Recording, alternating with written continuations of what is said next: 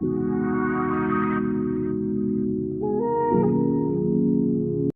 dear learners. I'm Navneet Kaur, your chemistry instructor, and I welcome you all in today's session. So, today we are going to learn more about acid and bases. Okay, so let's start our today's.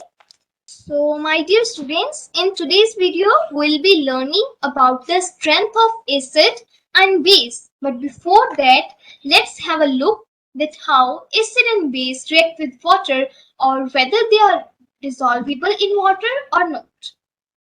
So, first of all, we'll learn about acid plus water. Okay, this is when we mix water and acid. Okay so dear learners, जैसे हमने last lectures में, last कुछ videos में, कुछ topics में देखा था कि जो हमारे एसिड होते हैं वो H प्लस आयन रिलीज करते हैं, right? What we have learn is that the acid release H positive ion in the presence of water. कैसे इनकी डिसोसिएशन होती है? फॉर एग्जाम्पल, अगर हम HCl की एग्जाम्पल लें, HCl dissociate into H positive and Cl negative ion. But यहाँ पर एक जो बहुत इंपॉर्टेंट और ध्यान देने के लिए चीज है, दैट इज कि ये जो रिएक्शन है, ये जो रिएक्शन हम कह सकते हैं, जहाँ ये जो डिसोसिएशन है, H पॉजिटिव आयन की फॉर्मेशन है, this takes place only in the presence of water or in the aqueous solution.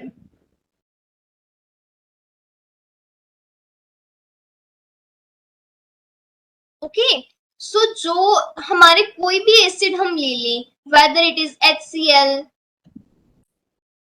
H2SO4, HN3, that is where HCl is hydrochloric acid, sulfuric acid, nitric acid, or any acid. These are the strong acid, and we can consider of any weak acid like acetic acid. Here we are taking example of CH3COOH. This is also an example of weak acid. तो हमने पहले जो किया था वो हमने क्या किया, स्ट्रॉन्ग एसिड की रिएक्शन देखी कि स्ट्रॉन्ग एसिड वाटर की प्रेजेंस में कैसे आयंस में डिसोसिएट हो जाते हैं. अभी हम वीक एसिड के बारे में देखेंगे. ठीक है, वीक एसिड का क्या होगा? CH3COOH, it dissociate into CH3COO negative and H positive. तो यहाँ पर भी हम अगर देखें तो ये जो H पॉजिटिव आयन रिलीज किया जा रहा है, this is the only reason कि जो CH3OOH है, दैट इज एसिडिक एसिड, इसे हम एसिड कंसीडर करते हैं. ठीक है, ये जो हमने थ्योरी की थी कल भी, सेम इसी रीजन की वजह से जो भी H पॉजिटिव आयन को रिलीज करेगा उसे हम बोलेंगे that it is an acid. ठीक है, अभी हम देखेंगे कि ये जो हमारे एसिड हैं ये वाटर के साथ में कैसे रिएक्शन करते हैं. So let's see. सबसे पहले हम HCl की रिएक्शन करवाएंगे with water. HCl is hydrochloric acid plus H2O, that is water. It leads to the formation of hydronium ion and chloride ion. Okay, तो ये जो रिएक्शन है ये कैसी होती है, हम सबसे पहले देखेंगे इसका मैकेनिज्म क्या है. सबसे पहले हम HCl की डिसोसिएशन देखेंगे. HCl की डिसोसिएशन कैसे होगी, जैसे हमने अभी भी पढ़ा, H positive and Cl negative.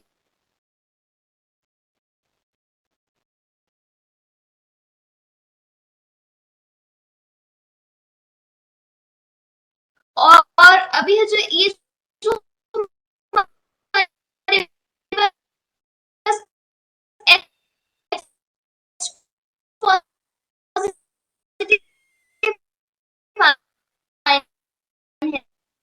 है ना,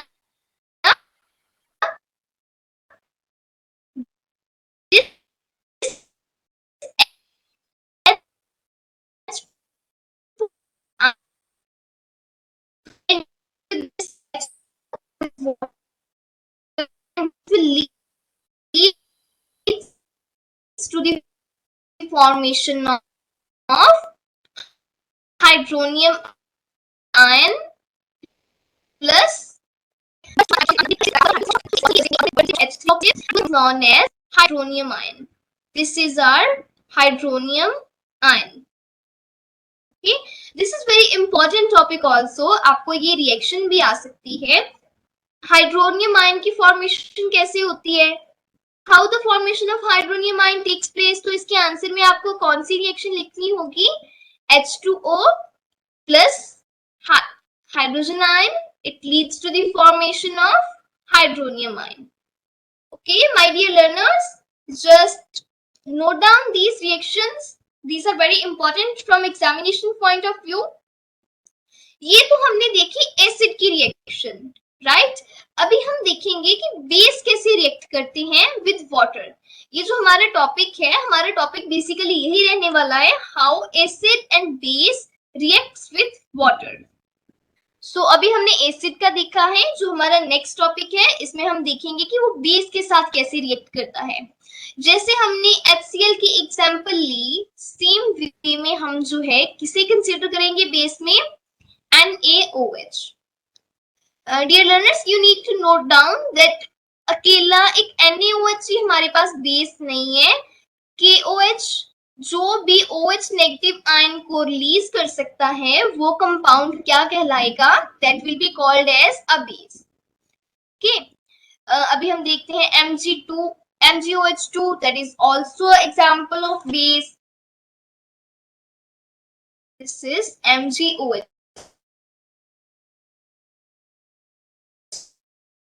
अभी हम इनके साथ में वाटर का रिएक्शन देखेंगे कि कैसे वाटर और बेस रिएक्ट करते हैं.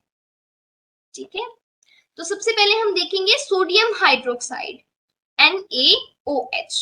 तो NaOH के साथ अगर वाटर को रिएक्ट करवाते हैं, जब वाटर के साथ उसे डिसॉल्व करने का ट्राई करते हैं, इनकी रिएक्शन होती है, इनकी मिक्सिंग होती है, वी कैन सी, तो हमारे पास क्या फॉर्मेशन होगी? Any idea?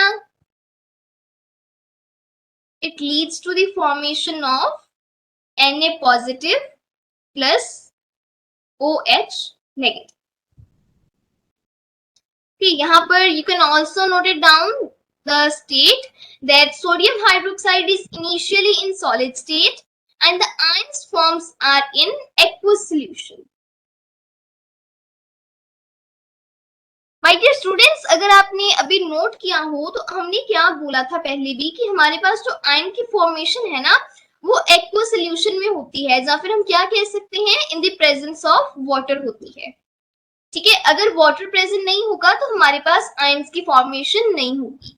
ये हमारी फर्स्ट एग्जांपल थी. Now we will consider our second example, that is potassium hydroxide. And हम अब इसकी रिएक्शन देखेंगे कि वाटर के साथ में जब इसको मिक्स किया जाता है, इनकी रिएक्शन कैसे होगी.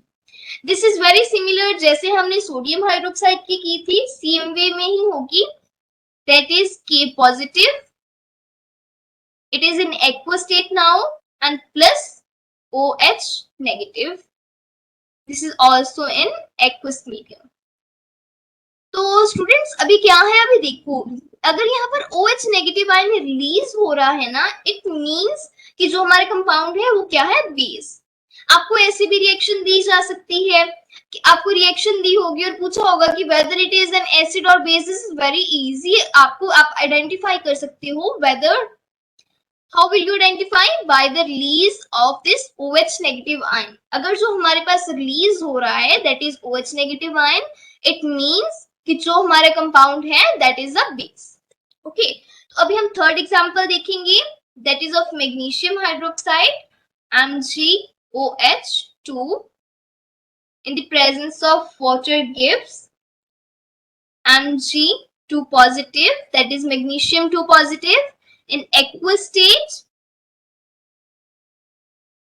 plus OH negative in aqueous state. तो बच्चे हमने जो भी यहाँ तक रिएक्शन की है उसमें हमारे पास हमें बैलेंसिंग की जरूरत नहीं पड़ी, क्योंकि हमारे पास एक ही we used to take 1 mole of compound and जो हमारे पास रिजल्टेंट होता था that also used to be same. But अगर हम यहाँ पर देखें तो Mg is 1, here also, but the OH2, that is hydroxide ion, we need to balance this. How we will balance this? By putting 2 here. I hope कि आपने balancing की होगी. This is very initial step. हमने first chapter में हम जो है balancing करते हैं. आई होप कि आपको अभी तक ये आती होगी and you can do this. Okay, so dear students, ये थी हमारी एसिड और बेस की रिएक्शन विद वाटर. ठीक है, वाटर के साथ में वो कैसे मिक्स होंगे, कैसे उनके साथ रिएक्ट करेंगे, अब तक हमने ये पढ़ा है. तो जो भी रिएक्शंस है you need to memorize. It is very important. आप कैसे कर सकते हो? You can write all these examples in your notebook or on some chart paper, on some A4 sheet, and paste it somewhere where you can see it every day. Morning में, evening में, जब भी आपको free time मिले आप इन्हें एक बार revise करो, इन्हें लर्न करो, सो दैट आप इन्हें मेमोराइज कर पाओ. ओके, सो ठीक है. तो अभी हमने पढ़ा कि जो हमारा हम डिसॉल्व कैसे करते हैं वाटर और एसिड को, इनकी मिक्सिंग कैसी होती है. अभी this is very important topic and very important question from CBSE examination point of view, जो हम अभी करने जा रहे हैं कि हम जो मिक्स करते हैं, suppose this is some acid. ठीक है, हमने एक कंटेनर में एसिड लिया हुआ है और हमारे पास एक कंटेनर है जिसमें हमने है वाटर लिया हुआ है.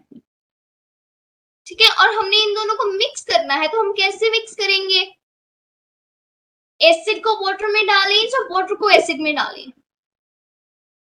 देखो हम क्या करेंगे, हमारे पास कोई भी अगर एसिड है ना, लेट इट बी एसिड, तो अगर हम इसमें वाटर ऐड कर देंगे तो this is going to be very exothermic reaction.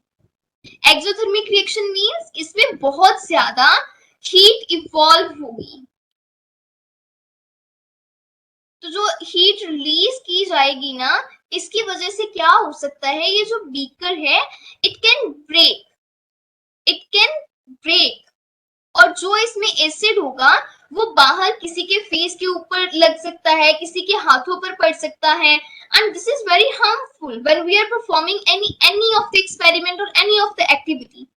तो हमारे पास करेक्ट प्रोसीजर क्या है, हमें कैसे मिक्स करना चाहिए वाटर और एसिड को with very carefulness. And suppose this is our water. हम वाटर में एसिड को ड्रॉप बाय ड्रॉप ऐड करेंगे with constant stirring. हम एक ग्लास रॉड लेंगे और उसके साथ इसको कॉन्स्टेंटली स्टिर करेंगे when we are adding acid to water. You need to memorize that we will never add water to acid. Why? Because the reaction which will take place when we add water to acid is very exothermic. Okay, and it can lead to the breaking of the container. And उसके साथ में क्या होगा, जो हमारा mixture होगा it can splash out and it can cause very serious burn on your skin, on some materials, right? तो अभी let's write it in a good format, in the form of answer. तो हमारे पास question यहाँ पर क्या बनता है, how we can mix water and acid. okay, और हमारे पास और किस फॉर्म में क्वेश्चन हो सकता है, और why we are advised not to mix or we can say not to add water to acid. okay? तो इसका आंसर हमारे पास क्या होने वाला है, it's answer is going to be if we add water to acid,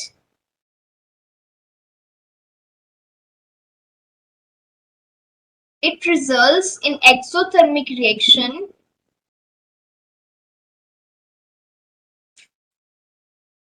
जो हमारी reaction होगी ना, it is going to be exothermic,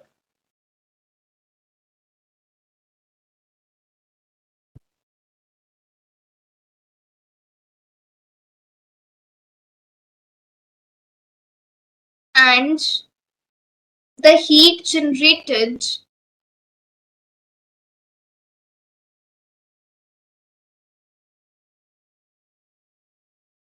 may cause the mixture to splash out.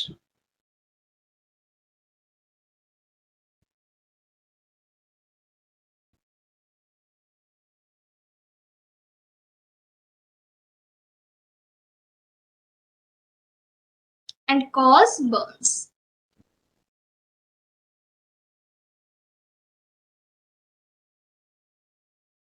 Therefore, we should always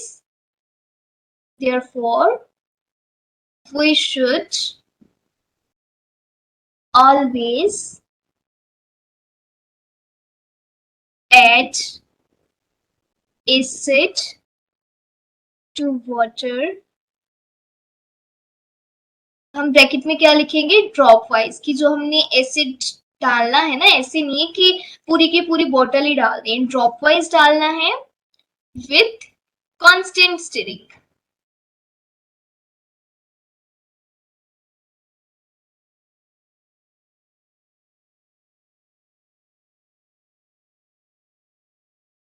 okay, so this is a very important topic, और इस question के form में हमने इस टॉपिक को सम अप कर दिया है.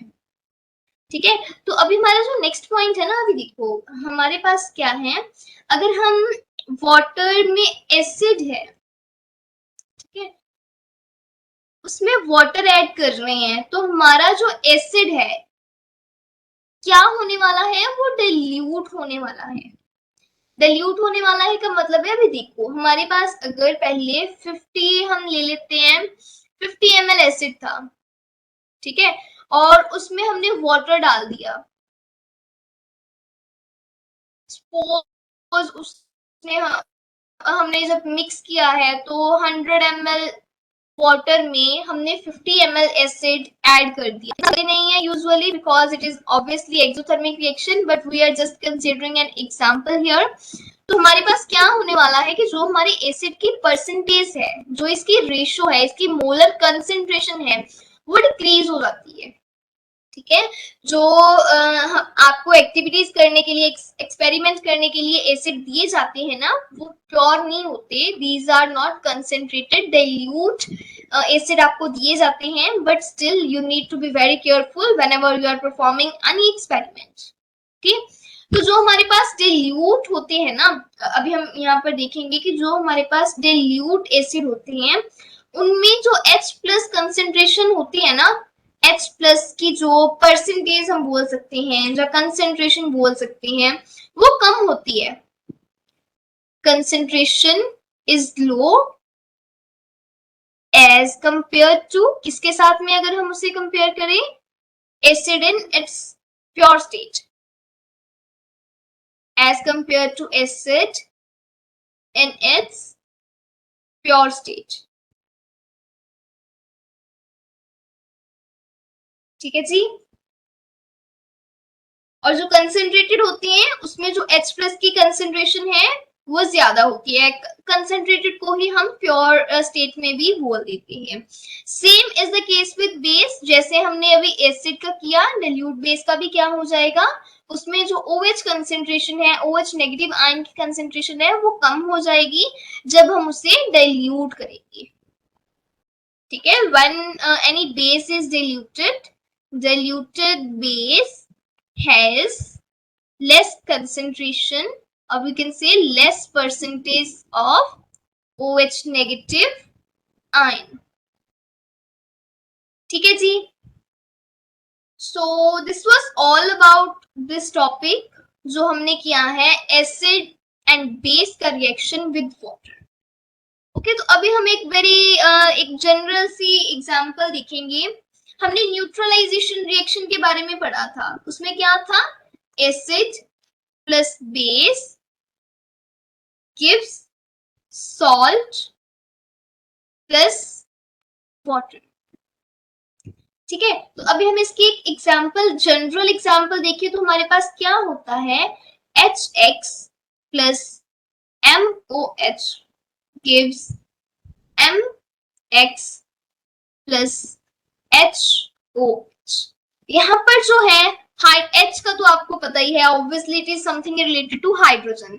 ये जो हमारे पास X है ना, दिस X इज, यहाँ पर हम क्या लेते हैं, इट कैन बी क्लोरीन, ब्रोमीड, और जैसे हम और एसिड्स के बारे में देखें तो हमारे पास CH3COOH की एग्जांपल लें, CH3COOH, इस केस में हमारे पास क्या हो सकता है, एसिडेट आयन हो सकता है, CO नेगेटिव।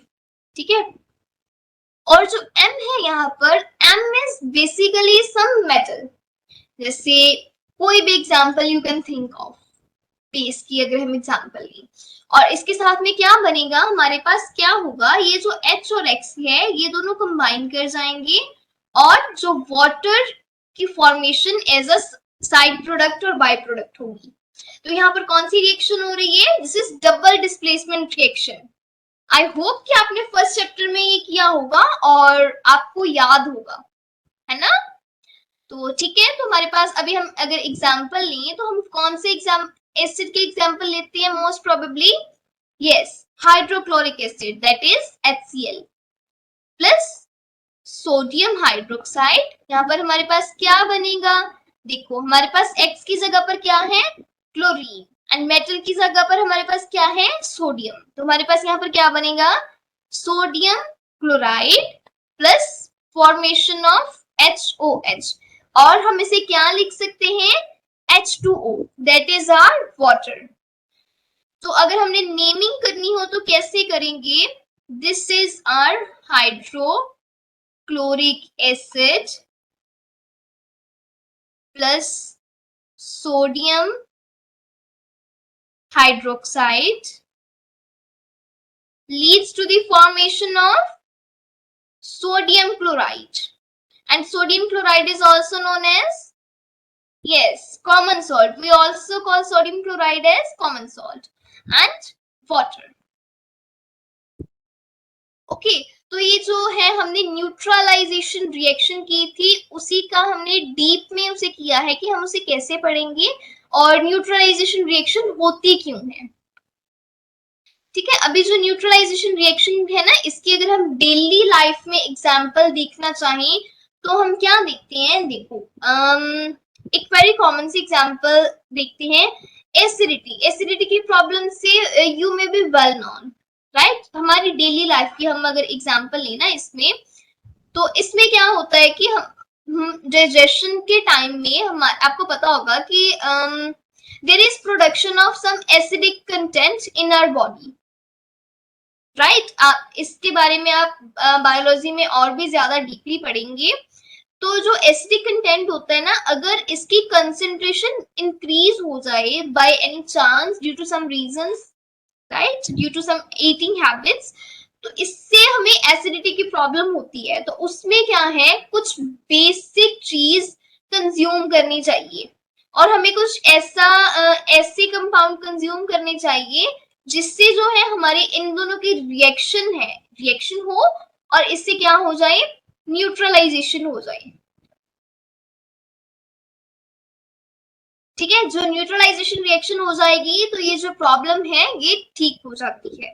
ओके, तो अभी देखो हमने देखा कि न्यूट्रलाइजेशन रिएक्शन हमने करनी है, तो इसमें क्या करेंगे, अगर किसी को एसिडिटी की प्रॉब्लम हो तो उसे सोडियम हाइड्रोक्साइड दे दे खाने को, नो, नो वेज, कभी भी ऐसा नहीं करना है, because sodium hydroxide is not fit for human consumption. उसके लिए हम क्या यूज करते हैं, वेरी कॉमन कंपाउंड इनो, है ना। इसके अलावा milk of magnesia, these are some examples जो हम यूज करते हैं एसिडिटी की प्रॉब्लम में न्यूट्रलाइजेशन रिएक्शन के लिए। This is very important also, 1 mark में आपको ये पूछा जा सकता है। ठीक है, ओके, सो इसी के साथ में हमारा वाटर और एसिड बेस का जो रिएक्शन हमने की है, हमारा जो टॉपिक था वो फिनिश हो जाता है। अभी जो हमारा नेक्स्ट टॉपिक है वो हम करने वाले हैं हाउ स्ट्रॉन्ग आर एसिड और बेस सॉल्यूशन, कि हमारे जो एसिड हैं, जो हमारे बेस हैं, उनकी स्ट्रेंथ कितनी है। ठीक है, वो कितने स्ट्रॉन्ग है, ये हम अभी इसके बारे में पढ़ेंगे। तो देखो, अभी अभी हमने किसके बारे में पढ़ा, डाइल्यूशन के बारे में, कि जब हम किसी चीज को डाइल्यूट कर देते हैं तो उसकी जो कंसेंट्रेशन है वो डिक्रीज हो जाती है। ठीक है, देखो ये हमारे पास क्या था, हमारे पास ये एसिड था एक, ठीक है, इसको हमने डाइल्यूट कर दिया। डिल्यूट कर दिया मतलब इसमें वाटर की कंसेंट्रेशन इंक्रीज कर दी, तो हमारे पास जो रिजल्ट आएगा ना, रिजल्ट में इसमें जो H प्लस कंसेंट्रेशन होगी, H प्लस की जो परसेंटेज है वो डिक्रीज हो जाएगी। Same is the case with base. अगर हमारे पास कोई बेस है, उसे हम डिल्यूट कर रहे हैं, तो हमारे पास क्या होगा, हमारे पास OH नेगेटिव कंसेंट्रेशन है जो वो डिक्रीज कर जाएगी, इट विल डिक्रीज। ठीक है, तो जो हमारी स्ट्रेंथ है, अगर हमारी कंसेंट्रेशन डिक्रीज कर रही है तो इन दोनों केसेस में हमारी जो स्ट्रेंथ है वो भी जो है डिक्रीज कर जाएगी। ठीक है जी, तो अभी जो है हमें कैसे पता चलेगा कि whether the acid given to us is strong or not strong or is weak, इसके लिए भी तो हमें कुछ पता होना चाहिए ना, हमारे पास कुछ फैक्टर होने चाहिए जिससे हम आइडेंटिफाई कर सकें। तो इसे पढ़ने से पहले हम एक छोटा सा टॉपिक पढ़ेंगे, that is indicator. Indicator as the name suggest, अगर हम इंडिकेटर के बारे में पढ़ रहे हैं तो indicator is something which indicates. Indicator से हमें क्या पता चलता है कि ये कुछ ऐसा होगा जो इंडिकेट करेगा किसी चीज के बारे में। इंडिकेट करेगा मींस हमें उसके बारे में कुछ इंफॉर्मेशन देगा। तो इंडिकेटर में हम क्या पढ़ते हैं, हम इसमें ऑल फैक्ट्री इंडिकेटर्स के बारे में पढ़ते हैं, हम कुछ यूनिवर्सल इंडिकेटर्स के बारे में पढ़ते हैं। इंडिकेटर्स बेसिकली होते क्या हैं, जो हमें बताते हैं कि whether the substance given to us is acid और base. Okay, any substance, any indicator which tells us whether the substance given to us is acid or base is called as indicator. Okay, yes. तो हमारे पास acid और base के strength check करने के लिए हमारे पास कौन सा इंडिकेटर होता है, हम कौन सा इंडिकेटर यूज करते हैं, that is pH scale. PH scale में जो पी होता है, it stands for potence.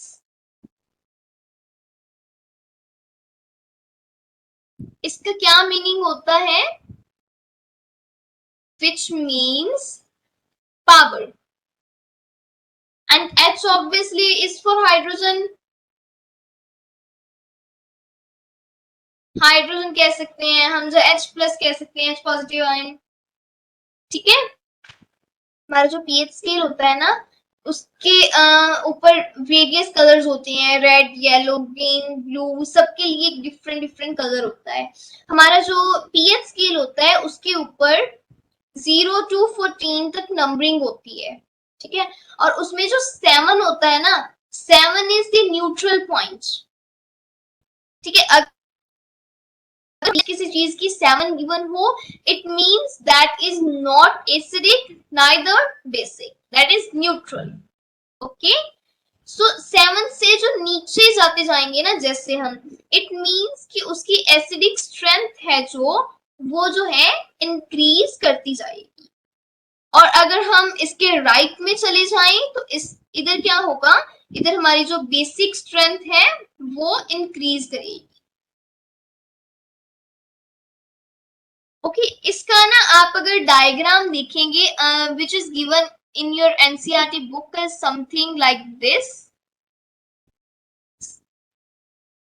And एक ऐसे इधर एक लाइन है। ओके, इसके जो सेंटर में है ना, this is 7 and this is neutral point, and अगर हम इसके राइट साइड में देखें, इस साइड में आते आते हमारी बेसिक स्ट्रेंथ जो है वो इंक्रीज करेगी। हमारी बेसिक स्ट्रेंथ क्या करेगी? It will increase. Basic strength is increasing. Okay, means 14 is going to be the most basic. And अगर हम लेफ्ट साइड को चले तो हमारी जो एसिडिक स्ट्रेंथ है वो इंक्रीज करेगी। Acidic strength will increase. It means जो जीरो के आसपास की वैल्यूज हैं that is going to be more acidic as compare to the values near 7। Okay, so my dear students, I hope कि आपको ये पीएच स्केल के बारे में जो हम पढ़ रहे हैं ये आपको इजी लगा होगा। This is very easy and very important topic. तो yes, moving further we have, अब हम स्ट्रेंथ एसिड की बताएंगे कैसे कि अगर हमारे पास कोई एसिड है वो स्ट्रॉन्ग है या नहीं है। पीएच स्केल से हम चेक करते हैं तो कैसे पता चलता है? कोई एक फैक्टर तो होगा ना जिसके बेसिस के ऊपर उसकी पीएच डिसाइड की जाती है। That is presence of H positive ion. Presence of H positive ion. जितने ज्यादा H पॉजिटिव आयन होंगे ना उतना ज्यादा एसिडिक करेक्टर होगा। एंड सेम वे में जितने ज्यादा OH नेगेटिव आयन होंगे उतना ज्यादा जो है बेसिक करेक्टर होगा। ठीक है, this is the factor which is used to determine pH scale, the pH value, that whether given substance is strong acid, strong base, or a weak acid or a weak base. Okay, so dear students, this was all about pH. In the coming lecture, we will be discussing about the importance of pH in everyday life.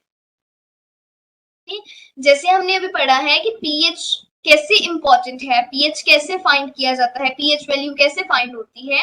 In the coming lecture we will be discussing कि हमारे पास जो pH value आ रही है वो हमारी daily life में कैसे important है। ठीक है, how it is affecting our daily life. So till then just prepare your notes, take care, bye bye.